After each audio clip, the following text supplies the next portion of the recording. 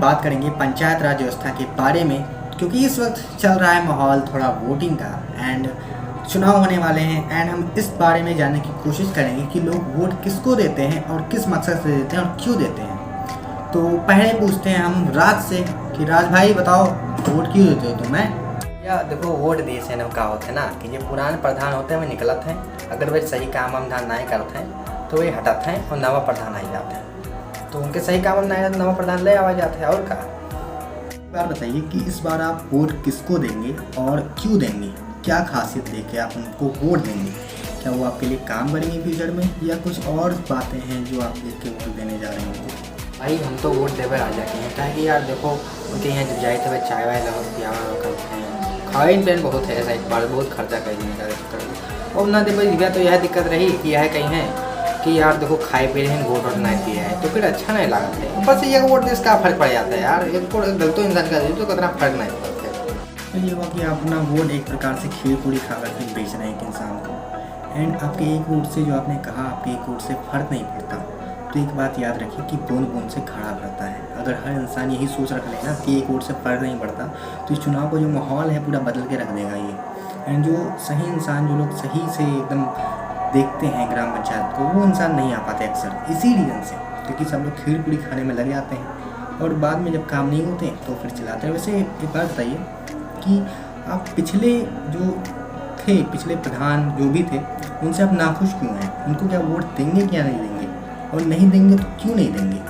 भैया पिछले बढ़िया तो उन्हें वोट दिया ना, लेकिन अब वो कहावत आई उतना सही, गाँव में हमारे नाली बने हैं वह पड़ा है, हमें खंजा लगा करा वह पड़ा रहेगा हमारा, तब कहा दी उन्हें। अब की बार दूसरा जन का देखो भाई, दूसरा जन ही है, कई जने बार बार आवा करते हैं, दूसरा जन नहीं देखो भाई उन्होंने करी है तो करिए, ना करी है तो दिया देखो भाई। तो वैसे सरकार बजट भी तो नहीं देती, सरकार भेजता नहीं देखा, और सरकार रुपये भेजे तो प्रधान काम करें बेचारे कहाँ करें हो सके। वो सब लिखते दिए थे, बिल पास करे करते दिए थे, बजट पास होते नहीं है वहाँ ज़्यादा सरकार लगे, सरकार रुपये नहीं देते हैं सबका, यही से नहीं खरीद नहीं लगा तो नाली वाली नहीं बढ़ते।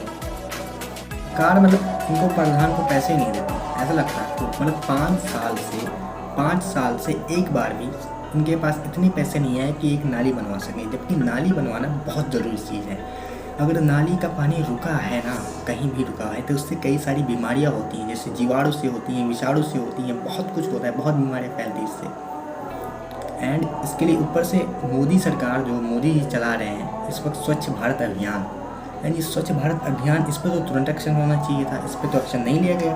अब इसका मतलब ये नहीं कि आप सरकार को दोष देंगे, हो सकता है कि सरकार पैसे दी हो लेकिन उसे फिर लगाया ना गया हो आपके काम के लिए।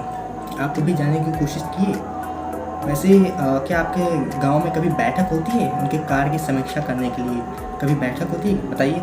या ये की कहावत है बैठक, ये सब तो हम पहली बार ही सुनते हैं, आज तक कभी ऐसा कुछ हमारे यहाँ हुआ नहीं, बैठक वाला काम नहीं होता हमें तो पता नहीं क्या हो बैठक। और वैसे मतलब प्रधान काम हमारे उनके लगे रुपया आवत है, वे पता नहीं कहा था, हम उनसे जाएंगे तो यह कहा था कि भैया अभी रुपया नहीं आवा है।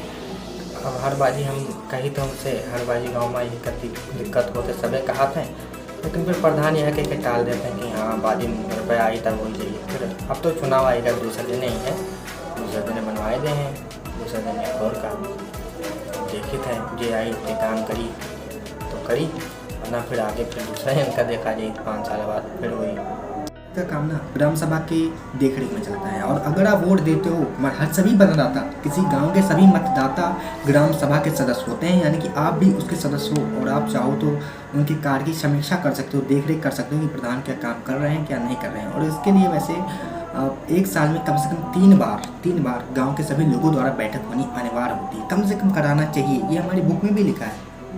लेकिन ऐसा तो होता ही नहीं। क्यों नहीं होता? क्योंकि भाई जागरूकता नहीं है ना, लोग अवेयर नहीं इस चीज़ के बारे में, और लोग को अवेयर होना चाहिए। तो हम आपसे अगला क्वेश्चन ये पूछना चाहते हैं कि आप अगला मतलब किस अकॉर्डिंग चुनेंगे? और पता नहीं, हम देखो काम हम करिए, नाली वाली बनवाए दे के आने शायद बहुत खुश रहा था हमसे, तो हो सकता है नाली वाली बनवाई दी, हमें पता नहीं बनवाई है ज़्यादा है, वह ठीक ठाक लगा था, वोटवा दे में तो बनवाई है तो ये है। आपको ऐसा क्या लग रहा है कि वो आपका काम करेंगे?